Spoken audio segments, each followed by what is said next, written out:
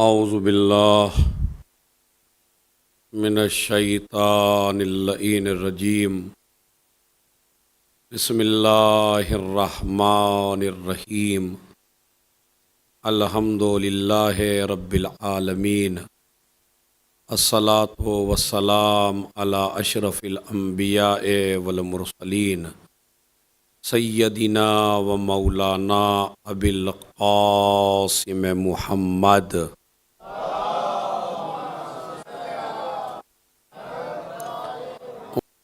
بہت ہی سعادت کا مہینہ ہے اور بہت ہی عظیم مہینہ ہے، اور ان 4 مہینوں میں سے ایک مہینہ ہے کہ جن میں جنگ و جدال کو حرام قرار دیا گیا ہے۔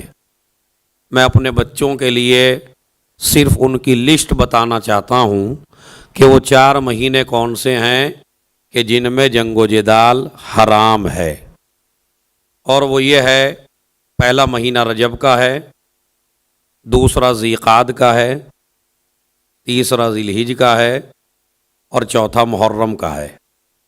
لیکن سب سے پہلا مہینہ یا سب سے آخر کہہ لیجئے اگر ابتدا محرم سے مانے تو وہ رجب ہے۔ رجب میں جتنے بھی لوگ تھے عربوں میں بھی، وہ اپنے اسلحے کو رکھ دیا کرتے تھے اور جنگ و جدال روک دیا کرتے تھے، اور یہ کہتے تھے کہ یہ دعاؤں کا مہینہ ہے، یہ لڑنے کا مہینہ نہیں ہے۔ کہ اس مہینے کے کئی نام ہیں جو روایات میں وارد ہوئے ہیں۔ پہلا اس کا نام ہے ماہ اسب، الف صاد بے۔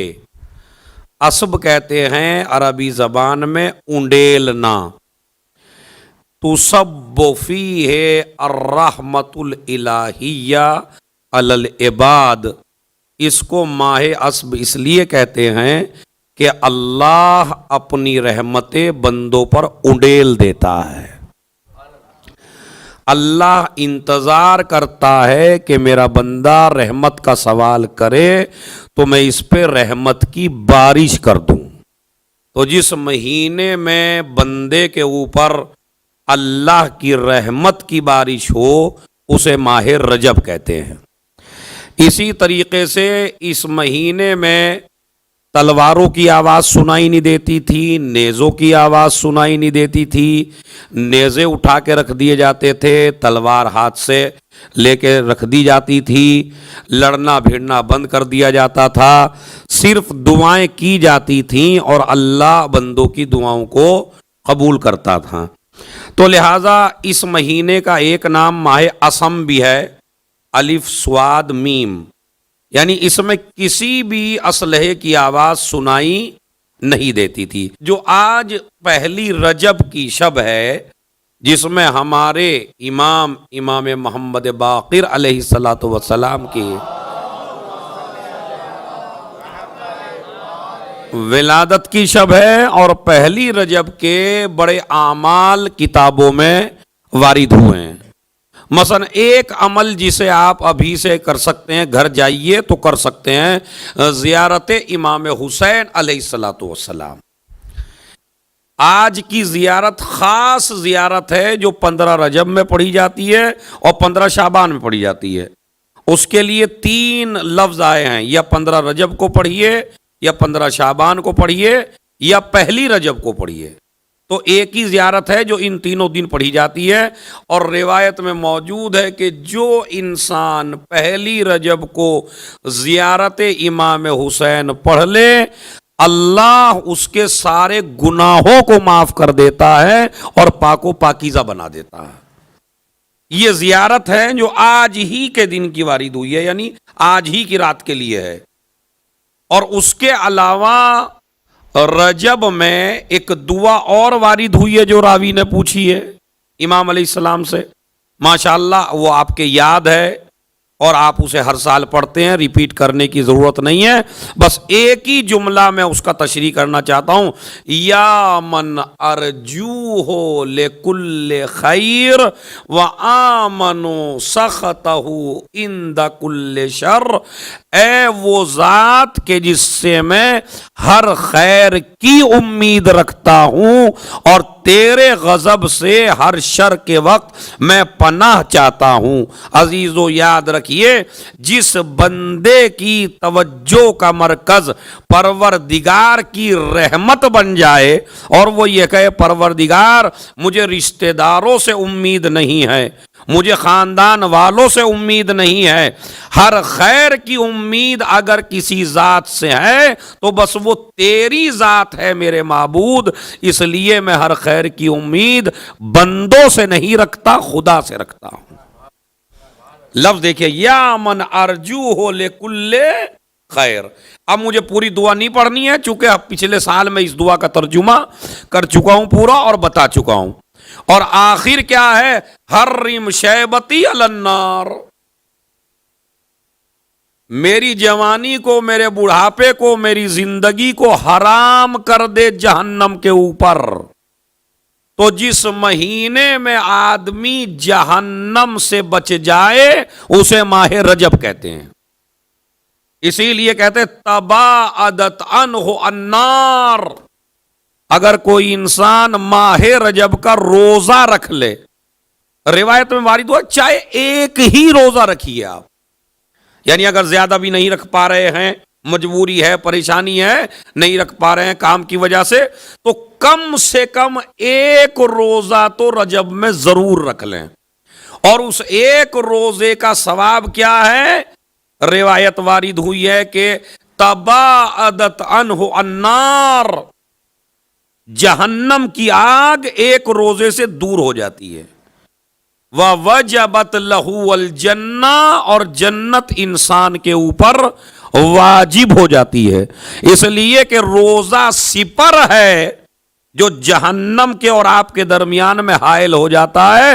جب آپ پہنچیں گے محشر میں اور کسی عمل کی وجہ سے آپ کو جہنم کی طرف لے جایا جائے گا تو روایت موجود ہے سب سے پہلا عمل جو آپ کے اور جہنم کے درمیان میں حائل ہوگا اسے روزہ کہتے ہیں۔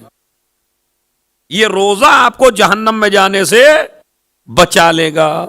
تو لہذا کل آپ روزہ رکھ سکتے ہیں اور کوشش کریے کہ روزہ ہم ضرور رکھیں، تو چاہے ایک ہی روزہ رکھیں، اور اگر 7 روزے رکھ لیں تو روایت موجود ہے جہنم کے 7 دروازے ہیں اور جنت کے 8 دروازے ہیں۔ روایت میں قرآن مجید میں کہ جہنم کے 8 دروازے ہیں 7 اور جنت کے 8 دروازے ہیں۔ اگر کوئی 7 روزے رکھ لے تو اللہ جنت کے 8 دروازے اس پہ کھول دیتا ہے اور جہنم کے 7 دروازے اس پہ بند کر دیتا ہے۔ تو اگر اتنا بھی ہم نہیں کر سکتے اور پھر ہم دعوے دار بھی ہیں کہ ہم علی والے ہیں، ہم حسن والے ہیں، ہم حسین والے ہیں، ہم امام والے ہیں، عزیزو دعوے سے کچھ ہونے والا نہیں ہے، اپنے عمل سے اگر قریب ہو سکتے ہیں آل محمد سے تو جتنا جتنا عمل آپ کو قریب کرتا چلا جائے گا اتنا کوئی چیز آپ کو آل محمد سے قریب کرنے والی نہیں ہے۔ لہذا رجب جنت واجب ہوتی ہے، رجب میں جہنم حرام ہوتا ہے، رجب میں یہ روزہ سپر بنتا ہے، اللہ کی مرضی کا مالک انسان بنتا ہے۔ یہ اس الہو التوبہ، یہ تسبیح وارد ہوئی ہے رجب میں، یعنی ان الفاظ میں تسبیح کرے استغفر اللہ و اسألہ التوبہ، استغفر اللہ و اسألہ التوبہ، استغفر اللہ و اسألہ التوبہ۔ نبی کہتے ہیں زیادہ سے زیادہ کرو، کیوں؟ ھذا شہر عظیم، کیا الفاظ ہیں معصوم کی زبان سے نکلے ہوئے، کہتے ہیں اس میں نیکیوں کا ثواب ڈبل ہو جاتا ہے، رجب میں نیکیوں کا ثواب ڈبل ہو جاتا ہے۔ اب آپ کہیں گے ارے بھائی نیکیاں تو نیکیاں ہیں چاہے کسی بھی مہینے میں کریے، رجب میں ڈبل کیوں ہو جاتا ہے؟ اس لیے کہ جب نیکیاں کرتے ہو تو 13 رجب کو ذکر علی بھی کرنا پڑتا ہے۔ ایک صلوات بھیجے محمد اور آل محمد۔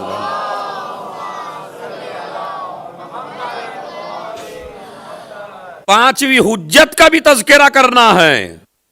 حد یہ ہے کہ ایک روزہ، خالی آج مجھے روزے کے اوپر تھوڑا سا بیان کرنا تھا رجب کے حوالے سے، تاکہ جوان لڑکے اس کی طرف زیادہ مائل ہوں.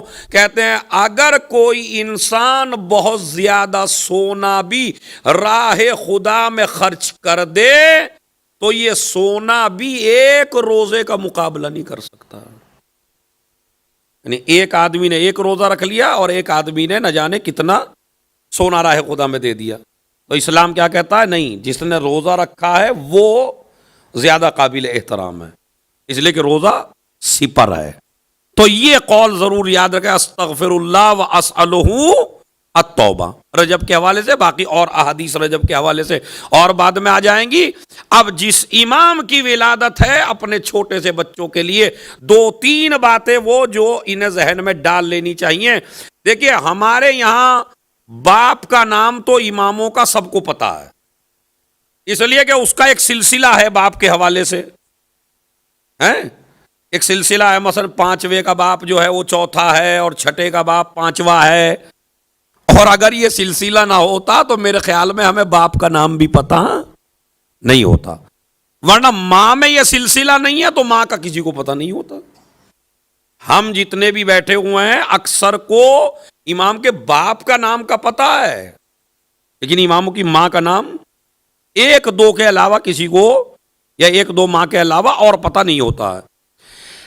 جس امام کی آج ولادت کی تاریخ ہے اور جس امام سے آج آپ کو بھیک مانگنا ہے اور جس امام سے آج آپ کو دعا کرنا ہے اور جس کے صدقے میں انشاءاللہ آپ کی ہر دعا کو قبول ہونا ہے، اس امام کی فضیلت کے لیے میں اتنا ہی کہنا چاہتا ہوں کہ پوری دنیا میں ایک جوڑا کہ جس کے حسن و حسین پیدا ہوئے تھے، یا تو وہ علی فاطمہ کا جوڑا تھا یا دوسرا روئے زمین پہ جوڑا اس کے ماں باپ کا ہے کہ ماں کا نام فاطمہ ہے اور باپ کا نام علی ہے. اب دیکھ لیجئے، باپ کا نام علی زین العابدین، ماں کا نام ہے فاطمہ.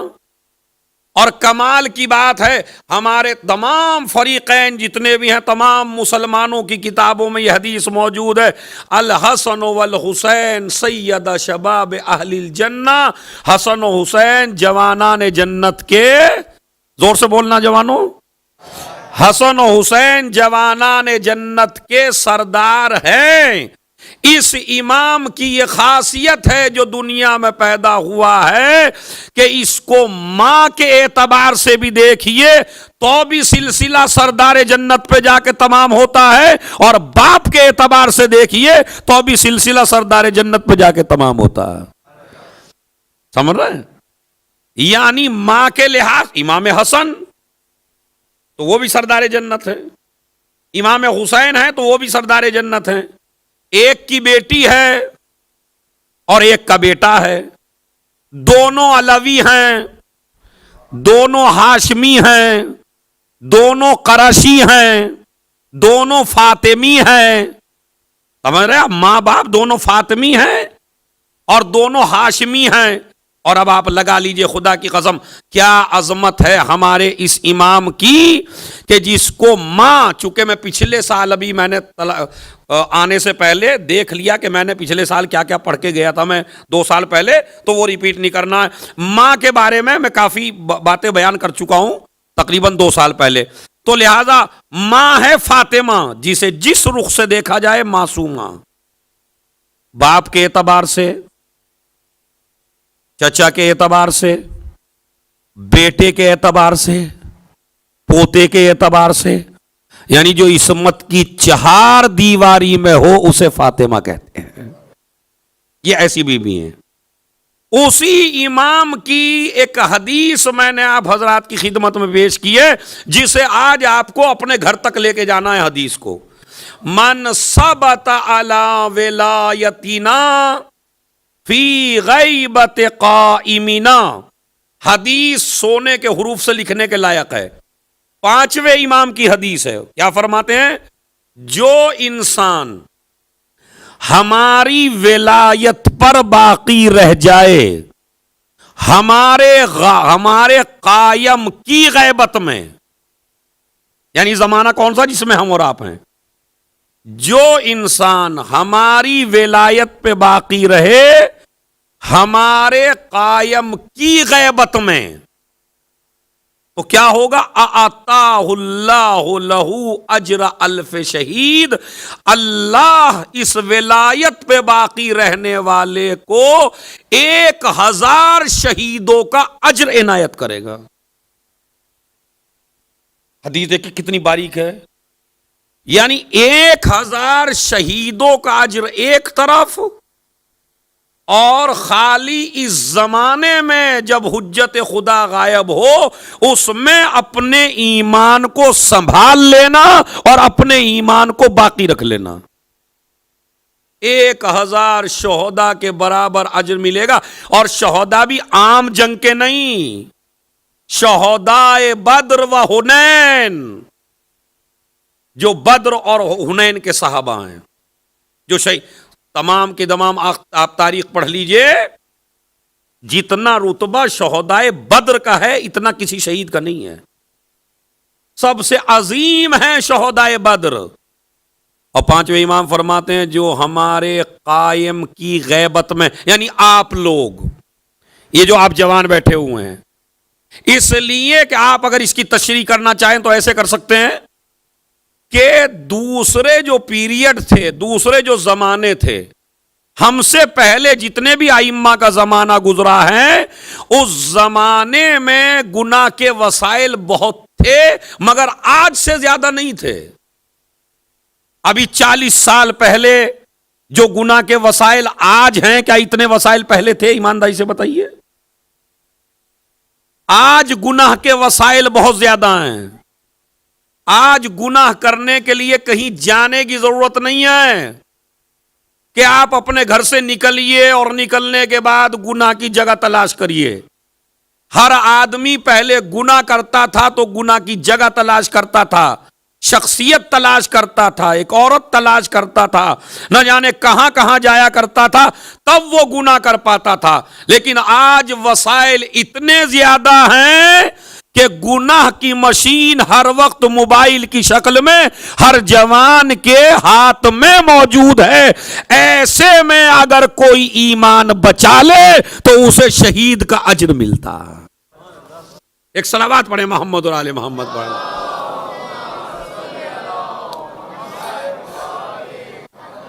25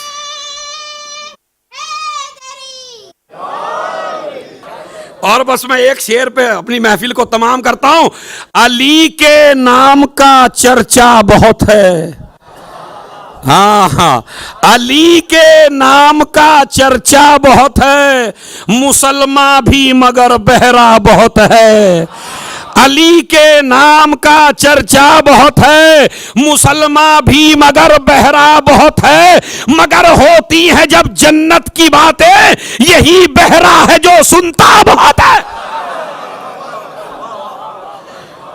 پروردگار ہمارے اس ذکر کو قبول فرما، ہماری اس محفل کو قبول فرما، جو مر چکے ہیں ان پر رحمت نازل فرما، جو زندہ ہیں انہیں عمل خیر کی توفیق عنایت فرما۔